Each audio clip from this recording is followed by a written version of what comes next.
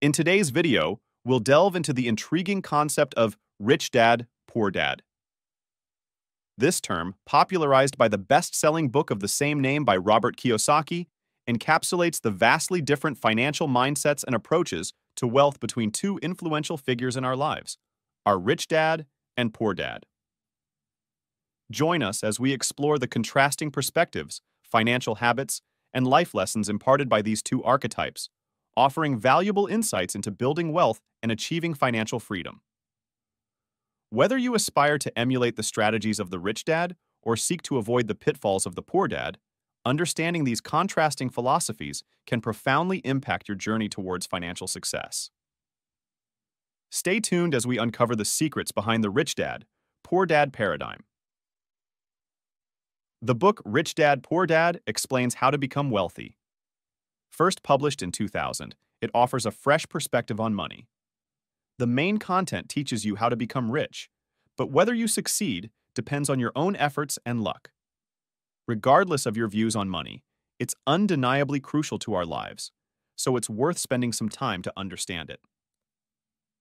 The book has two authors, Robert Kiyosaki, a Japanese-American entrepreneur and investor, and Sharon Lechter, an accountant. The book tells the story of Robert Kiyosaki's life. He grew up in a modest household, where his father, the poor dad in the title, emphasized traditional values of education and employment.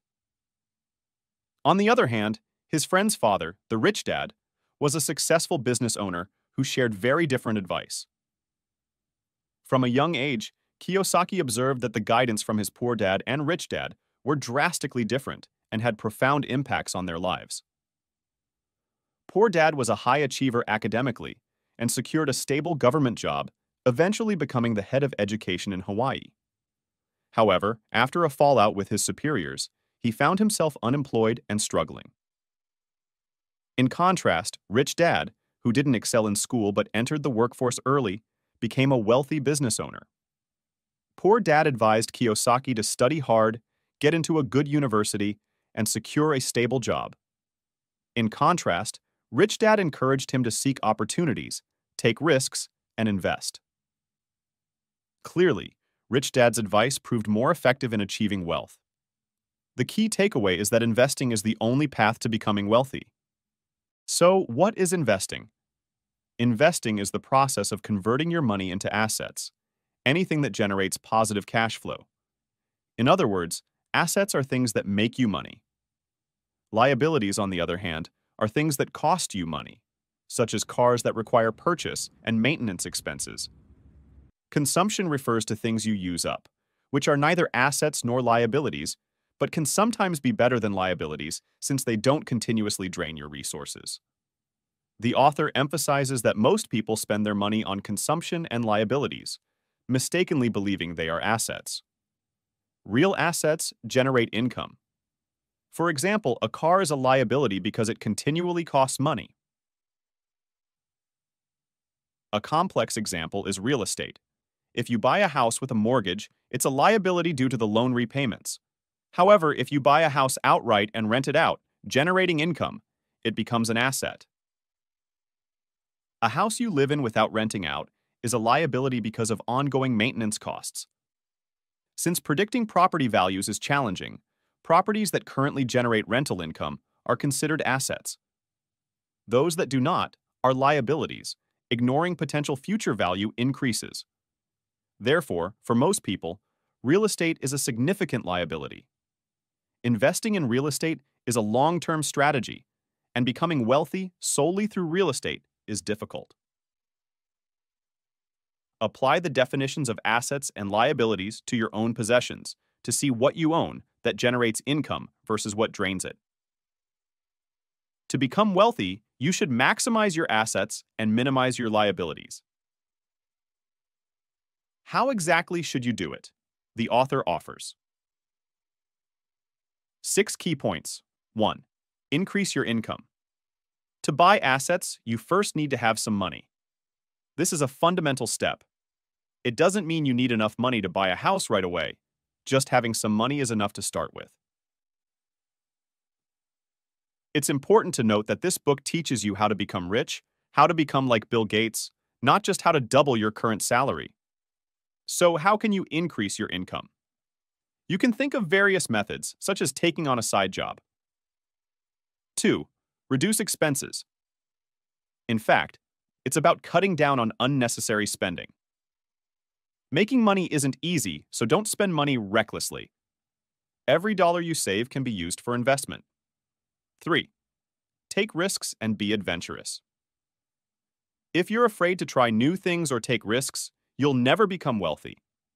Simply putting your money in the bank won't make you rich. You need a different mindset. However, it's important to manage risks and not be overly aggressive. 4. Quit your job and start a business. Relying on a salary will never make you wealthy because exchanging time for wages has its limits. 5. Minimize taxes as much as possible. The author emphasizes that taxes are essentially one of the biggest barriers preventing ordinary people from becoming wealthy. In theory, with a high enough income, it's possible to accumulate wealth. However, even if you have a high income and are very frugal, you still can't become wealthy because of taxes. Many people may not know that the taxes paid by wealthy individuals are different from those paid by ordinary people, because their sources of income are different. There are roughly 3 types of income: earned income, capital gains, and passive income. Earned income comes from active work, like wages, which disappears if you stop working. Capital gains come from transactions like buying and selling stocks or real estate, and passive income involves money flowing in without active involvement, such as rental income or dividends. Most ordinary people earn earned income, while wealthy individuals often earn capital gains and passive income. In many countries, the tax rates for capital gains and passive income are lower than those for earned income, or even tax-free in some cases. This means that wealthy individuals often pay lower taxes compared to ordinary people. Understanding assets and taxes are essential financial concepts. However, most people don't understand them because schools never taught them. Schools aren't designed to nurture wealthy individuals. According to the author, there are 4 types of people in the world: employees, specialists, business owners, and investors. Schools and education only focus on employees and specialists who earn money through their labor and time, which has a limit. In contrast, business owners and investors have unlimited earning potential, which can lead them to become wealthy. Some might argue that professionals like doctors and lawyers are wealthy too, but they are still in the salaried class. The author wants people to understand that being wealthy and having a high salary are entirely different concepts. Since schools don't teach about taxes and assets, it's not entirely their fault.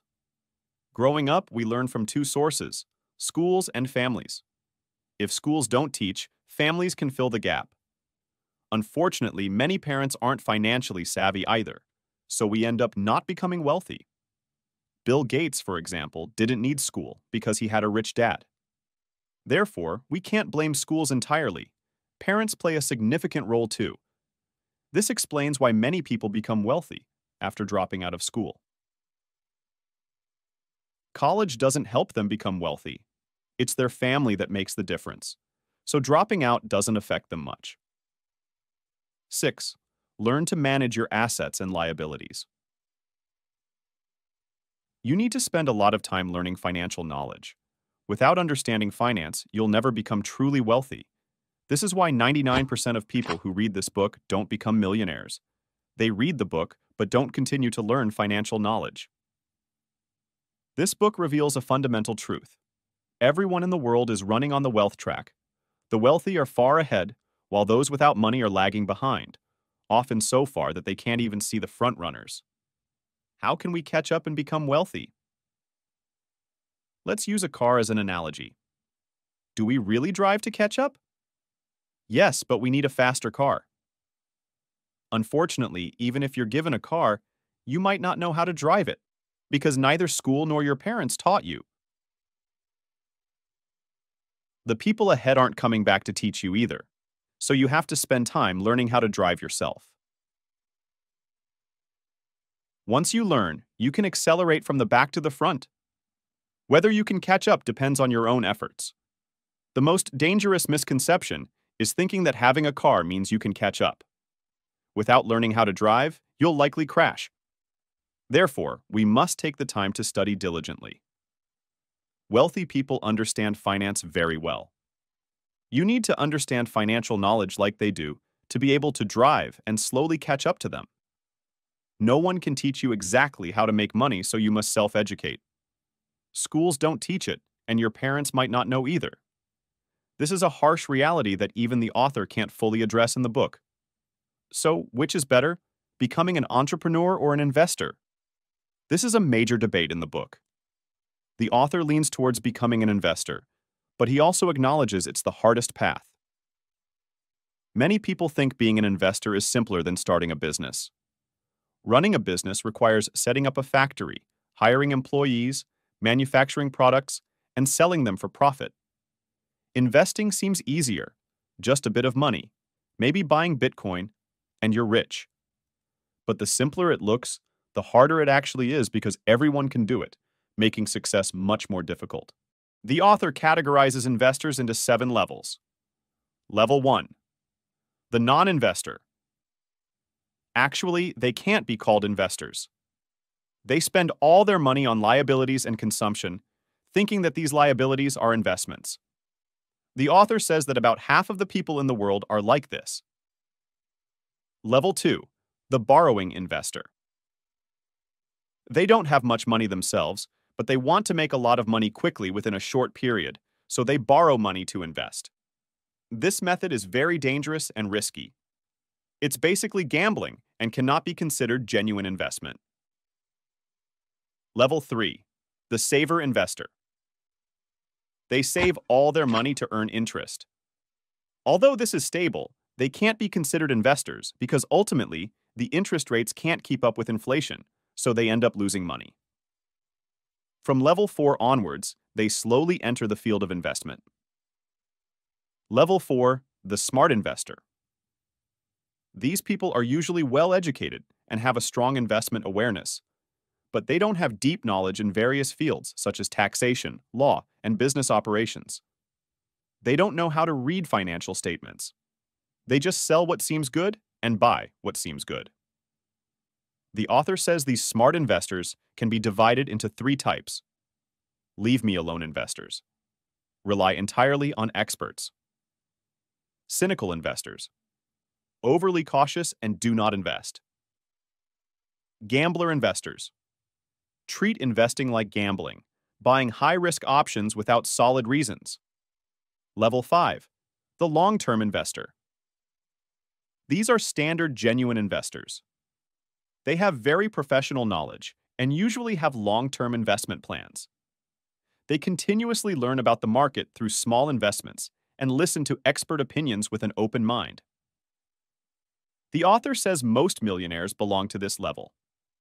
Actually, from the 5th level onwards, they are all external investors, investing in other people's companies without much understanding of internal affairs. The following 2 levels belong to internal investors, the highest level. Level 6. The sophisticated investor. They are wealthier than long-term investors, invest more, and rarely diversify.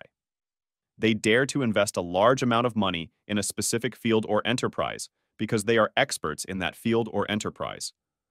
Warren Buffett belongs to this type.